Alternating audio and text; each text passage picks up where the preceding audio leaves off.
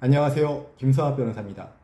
저는 대한변호사협회 공식인증 제주 형사전문 변호사이자 제주지방법원 재판부별 국선변호사, 제주지방법원 논스톱 국선변호사를 역임하면서 수많은 형사사건의 변론을 성공적으로 수행해왔으며 현재 다수의 형사사건을 수임하여 변론하고 있습니다.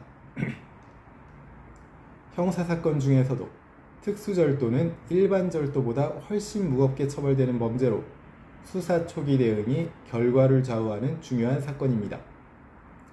단순히 훔치지 않았다는 주장만으로는 부족하며 법적 구성 요건을 정확히 파악하고 전략적으로 대응해야 합니다. 오늘은 제주 특수절도 변호사의 시각에서 특수절도 혐의에서 벗어나기 위한 핵심 대응 방안을 설명드리겠습니다. 특수절도는 형법 제331조에 규정된 범죄로 다음과 같은 경우에 해당합니다. 야간에 주거, 건조물에 침입하여 절도한 경우, 흉기를 휴대하거나 2인 이상이 합동하여 절도한 경우 등이 있습니다. 즉 단순 절도보다 범행 방법이 위험하거나 조직적인 경우에 성립하며 그만큼 처벌 수위도 높습니다. 혐의에서 벗어나기 위해서는 먼저 구성 요건을 하나씩 검토해야 합니다. 첫 번째는 주거 침입 여부입니다. 정당한 출입인지, 사실상 자유롭게 드나들 수 있는 공간인지 여부에 따라 달라질 수 있습니다. 출입 자체가 위법하지 않았다면 침입 요건이 부정될 수 있습니다. 두 번째는 야간성 여부입니다.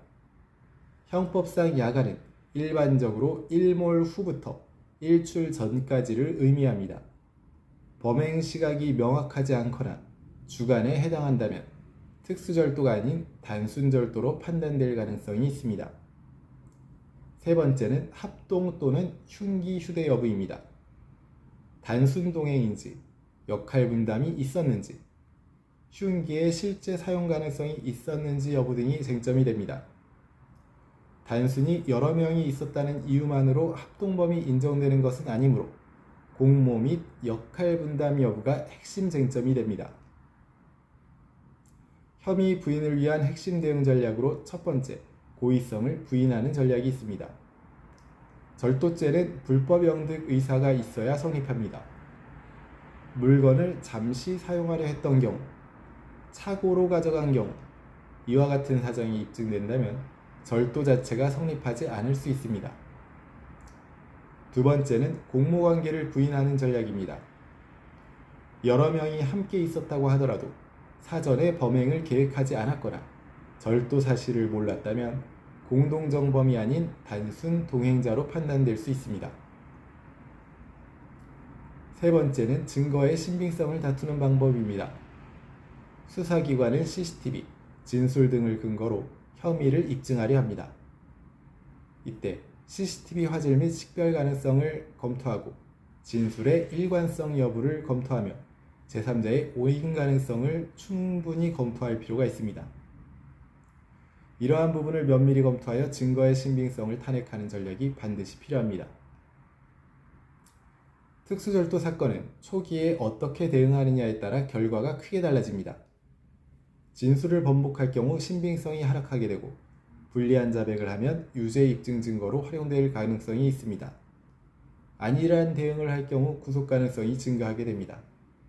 따라서 조사 단계에서부터 제주 특수절도 변호사의 조력을 받아 진술 방향을 설정하는 것이 매우 중요합니다.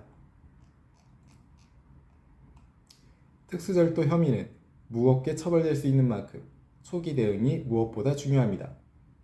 단순한 해명으로는 부족하며 구성 요건을 정확히 분석하고 증거를 기반으로 전략적으로 대응해야 합니다.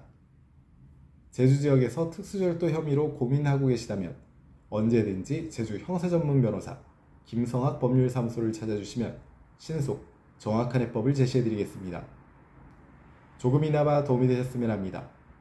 감히 최고라고 자부할 수는 없지만 여러분의 권리를 지키고 항상 최선의 결과로 만족을 드리는 제주 형사전문 김성학 변호사입니다. 감사합니다.